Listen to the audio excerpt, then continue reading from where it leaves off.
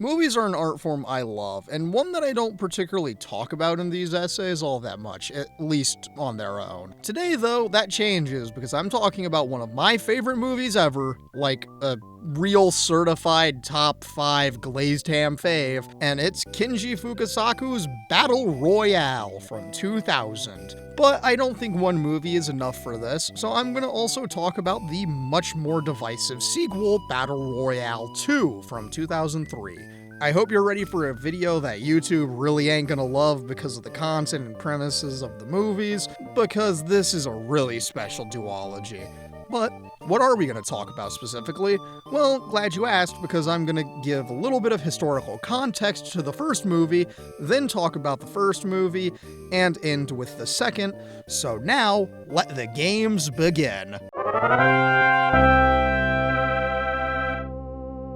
So there is a bit of context important to this story, because this movie is based on a book, but that book has a bit of some historical events that surround it. For reference, my sources are going to be in the description. To start, while corporal punishment in Japanese schools has been illegal for a very long time, physical contact was not, and as such, many students were still beaten. That's just the way it was. Now, in the 90s, Japan was facing a bit of an economic crisis, and a lot of students weren't able to get jobs, and with the very high cultural importance of working and the very results-based schooling system, things reached a breaking point, and thus began a massive rise in youth violence. To define the term, youth violence means violence perpetrated by youths, not violence against youths, which is a very important distinction to make when talking about the historical stuff. According to one of the articles linked in the description, the number of youth arrests in the year 1990 was 1,078. By 1998, that number was 2,197 yearly youth arrests, with a majority of those being for violent crimes. This is a massive jump, the likes of which Japan hasn't really seen since the post-war period, at least in this case I'm defining that as 1946 to 1950. I'm aware that technically this would actually be more like till 1989-ish, but not the point, right? So people are getting pretty concerned. And while these numbers pale in comparison to what was happening in the US at around the same time, it was a really big deal that in particular a lot of students were going out of their way to attack their teachers. Again, these numbers pale in comparison in scale to what was happening in the US in the 90s, but it says a lot. Now, what the hell does any of this have to do with Battle Royale, a novel released in 1999? Well, a lot actually. And even more to do with the movie. Battle Royale as a book has a simple premise. The Republic of Greater East Asia, a fascist dictatorship, isn't doing too well financially, and a lot of this has to do with the cost of raising children. And how do they handle this? Well, the government establishes a program with a simple little legal bill known as the BR Act, or the Battle Royale Act, in which once or twice a year a random class of middle schoolers is chosen to participate in a battle royale, where there can be only one winner. The only way to win is to kill all of your classmates within 3 days, and yes, this is where the genre of games gets its name from, so there's a direct link between this novel and Fortnite.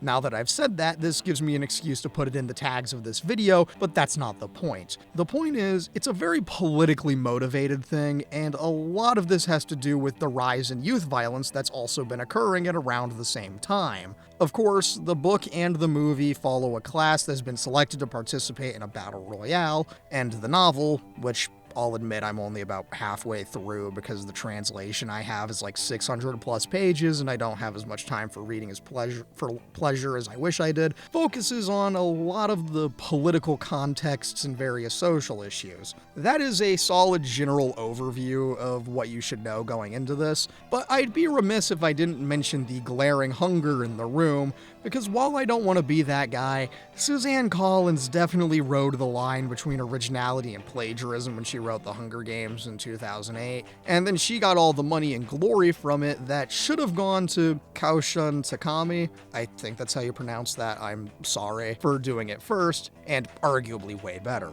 It's annoying too, because Battle Royale is a beautifully written novel.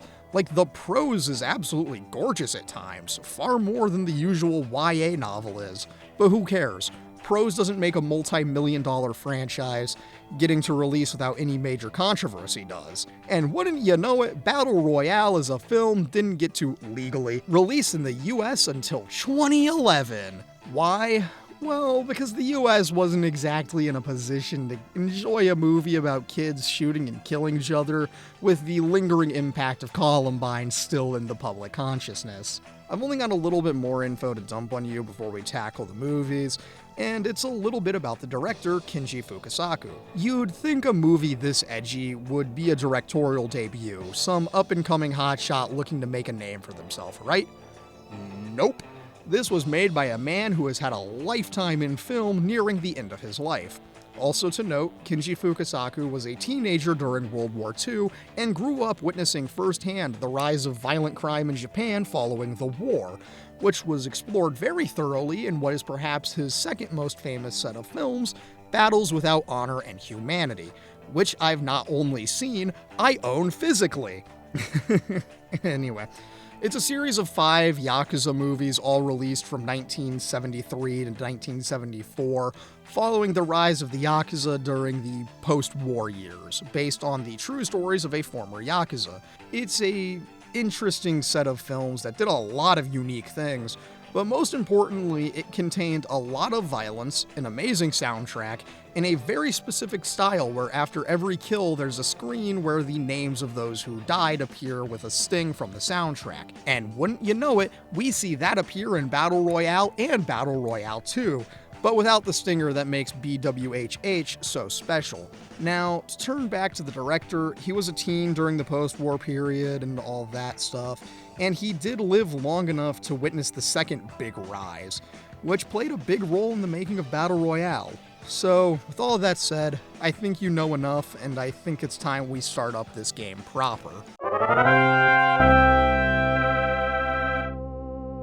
Battle Royale starts with establishing some things about this world, like how our main character Shuya's dad hung himself, or how youth violence has been rising, the economy is in shambles, and adults are at a loss at what to do, so they pass the BR Act. Then we cut to a bus full of junior high students on what they think is for their class trip, but is actually just a misdirect because the bus fills with gas, and the students all wake up with metal collars attached to their necks in a classroom on an island full of armed soldiers. In the chaos, they find their old teacher in the front of the class, and he explains that they've been selected for this year's Battle Royale at his request. Then a soldier wheels in a TV, and the class watches the instructional video that explains the rules of the game. During this, we watch Shuya's best friend Nobu get his head exploded by the teacher. Nobu previously stabbed him in an act of retaliation after the teacher beat him when they were still in school, which explains how the collars work and what they do. The rules of the game are simple. You have 3 days to kill all of your other classmates. There can be only one winner. Every 6 hours, they announce what zones are now the danger zones, where your collar will blow up if you're in them, thus making players get closer as the game goes on. And of course, if there are more than one student left at the end of the game, or there's a 24-hour period where no one dies, everyone dies and no one wins. Then we get a roll call, students get bags of random goodies, and we go from there. Now, I'm not going to talk about the plot of this movie past that, because I think you need to watch it for yourself. I really do. Instead, I'm going to talk about some of the other elements that make up this insane-ass movie. To start on that, the star of this show is the fact that this movie predominantly features actors between the ages of like 15 to 18, which was a controversial choice. However, it was most assuredly the right one because it makes the violence hit a lot harder when you think about it. I have to specify when you think about it, specifically because, like the earlier Fukasaku films such as Battles Without Honor and Humanity, the violence here is comedic and over the top. It is absurd. I mean, the major child antagonist is running around with an infinite ammo SMG, there's a shootout in a lighthouse that's very Tarantino-esque, i.e. full of screaming, swearing, and general chaos. And the final fight with the main evil child being after a comically huge explosion that leaves him blind and he basically becomes the Terminator, it's so much fun. And the sheer amount of blood in every death is absurd. Like, the neck explosion we get in the classroom is a fountain of blood, and the rest of it is just as bloody. I mean, they don't make movies like they used to, man. On that note, there's something weirdly magical about this movie. It feels like a remnant of an era long gone, one full of unbridled chaos and just entertainment cinema in its purest form. The story isn't complicated here, even if the real-world contexts are numerous and important, and it's all about the action.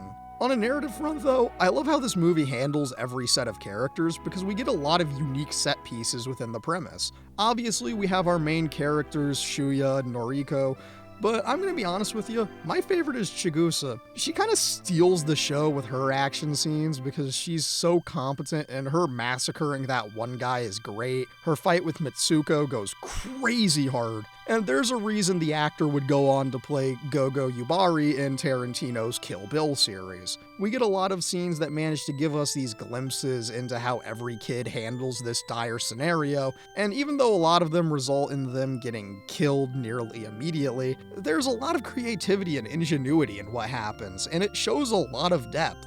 I really do recommend this movie a lot. There's a lot more than what I said that makes this such an entertaining watch, and it's because I want to leave some of that out so you can experience this for yourself properly. Sure, I could explain the more film school-y kind of points, like the cinematography isn't anything particularly special, and this is one of the strongest examples of auteur theory being valid given how deeply stylistic and specific the film is to the director, but you don't care about that.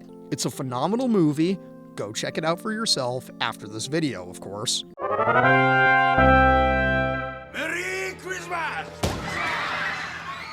Okay, so you know all that stuff the first movie had to frame it in the cultural context of when it was coming out? What if we made a sequel you didn't know existed?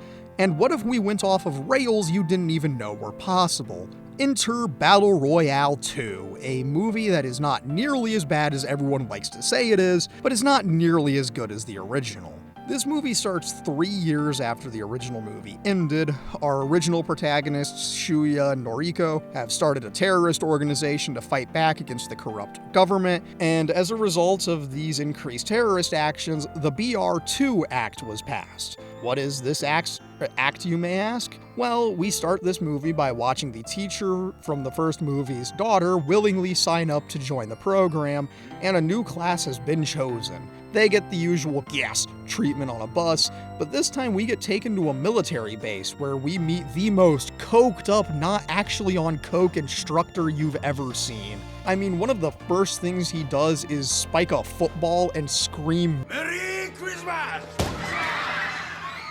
in English, in a movie that is otherwise in pure Japanese. Also, yes, you heard me right. This is a Christmas movie. It takes place during Christmas, which makes what follows incredibly funny. Once we've explained the mechanics of this game, mostly the same as the original, we learn the new twists. Everyone is in pairs, the callers are connected, and if one of them dies, the other also dies. And they must be within like 60 meters of each other at all times, otherwise both callers will get ready to blow. Of course, we see these mechanics happen, and so then we get off to our real mission. The mission? Siege the child terrorist island and kill them all. And when we hit the island, oh man, it's a recreation of D-Day that results in something like 24 deaths in a very rapid succession. And then the remaining kids are off to explore the island proper, where it goes from there. Now, this one, I am going to talk a little bit more about the plot on this one, just because it's got two very distinct acts. The sieging of the island, and then what comes next. After the remaining kids reach the fortress, we finally get to see our boy Shuya again. Tensions rise between the two factions of kids, but eventually the Wild Seven, that's the name of the terrorist organization, and a fictional brand of cigarettes in the Battle Royale universe, disable the callers, and we're off to defend the island from the siege of adults because we're switching sides. And boy, does this movie go from there. It's not often you see a movie that very clearly is just two acts, but I can't really complain because this movie is just a lot of fun. It doesn't have the same real-world influences that the first movie has. except for, the whole terrorism post 9/11 thing that's going on. But it's got a lot of crazy stuff and still has that signature amount of violence that the first movie had, just in a more digital way. Now, I don't have much to say about this movie specifically, at least in this section, so I'll wrap up by talking about Kinji Fukasaku again. So, this movie released in July of 2003, but Mr. Fukasaku died in January of 2003, and this movie was his son's directorial debut. They had previously worked together to write both Battle Royale movies, and I'll say this about the new director's efforts. He tried a little too hard to replicate the style of his father. This movie really wants to be like the first one, which is fine for a sequel, but it has this kind of lower quality feel, in part because I think this was shot digitally and the blood effects during the D-Day sequence were very kinda obviously digital, and that's just a fault of the era. But I'll say that I kinda missed the absurd amounts of blood from the original, and direction-wise, this feels a little less refined. I don't mean that as a slight against him, it's just that when a sequel to a movie made by a very established filmmaker is made by a new up-and-comer, you're gonna be a little more critical about it, especially when it feels like it's just trying to replicate what was done before. It feels like just a little inauthentic, but that's all kinda nitpicky bullshit. This movie is fine, it's a good time, just not as truly classic as the first. Something I personally find interesting about these movies is how majorly influential they are despite not being the most widely available or widely seen movies. I mean, the genre of game is named after the movie. Fortnite, PUBG, H1Z1, Rumbleverse, rest in peace, buddy, we miss you. And any other Battle Royale game you can think of all owe it to this movie. Hell, The Hunger Games owes hundreds of millions of dollars to this thing, because it kinda stole its whole flow. Now, I'm aware that they talk about different issues. One is more concerned with class, the other is more concerned with the issues of being a child in a fascist dictatorship, but like the premises are both so similar that you have to acknowledge it. And the thing is, Americans slightly tweaking and remaking Japanese media was very common in the 2000s, and as much as Suzanne Collins likes to say that she's never heard of it, the similarities are far too great a number to ignore. These are both very poor dystopian worlds with fascist governments that have organized annual games where kids have to kill each other for no real reason other than it's government mandated. And the sequels are all about trying to overthrow the government and make a better world for future generations, with those efforts usually being headed up by winners of previous games. Now, how they go about this is in different ways. Battle Royale does it infinitely better, but ultimately they do have a lot in common, like the regularly scheduled death announcements and the shrinking playing area, and even slight variations that change between the games. Because that's right, in the book for Battle Royale, it talks about how the games all have unique changes to get more data for the government. Now, I'm not trying to say this is outright plagiarism, but there's enough evidence to say that it's not entirely a coincidence, you know? But who cares about all of that? Let's get back to the movies at hand. I want to say that I genuinely love these two movies, and I do really recommend you watch them, which is why I didn't want to talk about the plots in depth outside of the setup stuff. These aren't complicated movies, sure, but they're a damn good time. And while I haven't finished it yet, the book is incredible. There's a lot of things you could look into with the historical context surrounding this series, and while I talked about it, a little bit of it, I feel like I barely scratched the surface of it. So if anything I said sounded interesting to you, look into it for yourself. Anyhows, thank you for listening to this more experimental video. I'm still working out the kinks for how I want to talk about movies if they're in their own videos, so please bear with me as I work on it. I hope you had fun listening to me talk about one of my favorite movies ever. Please leave a like and comment if you'd like, perchance subscribe even. I'd be very grateful if you did. Thanks again, and good night!